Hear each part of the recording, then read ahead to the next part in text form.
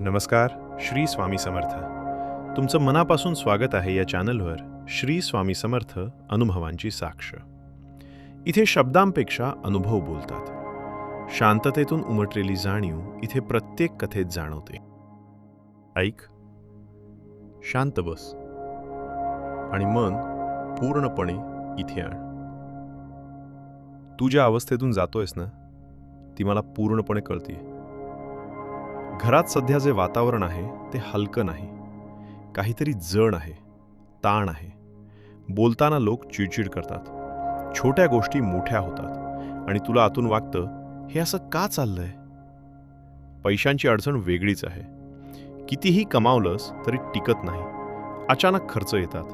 Plan केलेल्या गोष्टी पुढे ढकलल्या जातात आणि मनात एक विचार सतत फिरत राहतो.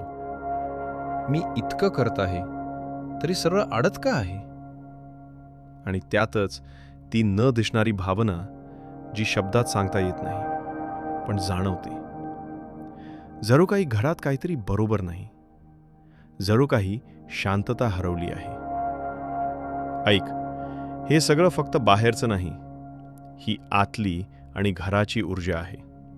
आणि जेव्हा ऊर्जा विस्कळीत होते तेव्हा जीवनही विस्कळीत होतं.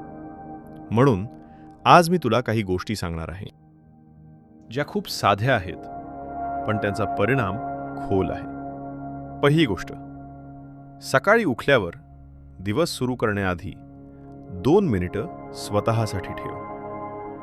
फोन हातात घेण्याआधी, कोणाशी बोलण्याआधी शांत बस, डोळे मिट आणि फक्त श्वासावर लक्ष दे. हळूहळू श्वास घे आणि सोड. आणि प्रत्येक श्वासाबरोबर मनात नाव घे, श्री स्वामी समर्थ. पुन्हा श्री स्वामी समर्थ. हा क्षण तुझ्या दिवसाची दिशा ठरवतो. जर दिवसाची सुरुवात शांततेने झाली तर दिवसही शांत जातो.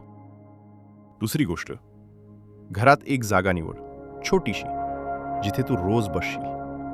तिथे एक दिवा लाव, अगदी छोटासा, आणि त्या दिव्याजवळ 2 मिनिटं बस.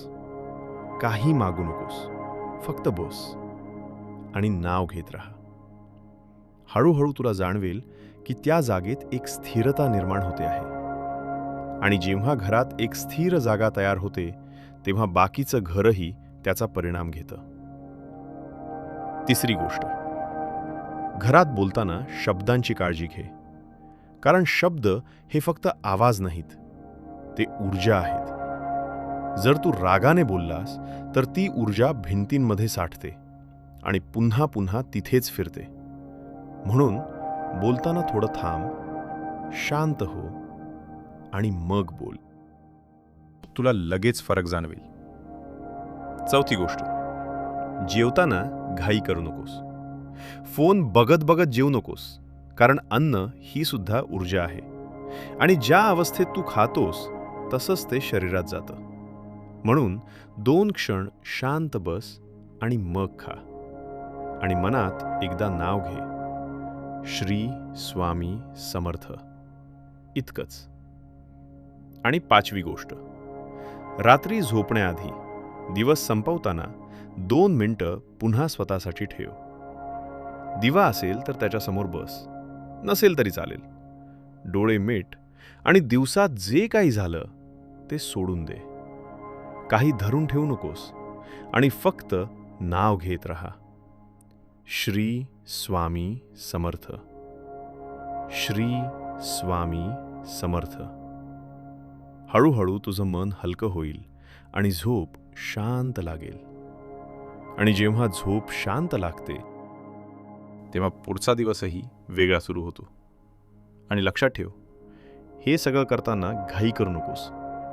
रिझल्ट लगेच दिसणार नाही, पण बदल सुरू होईल. आणि एकदा बदल सुरू झाला की तो थांबत नाही.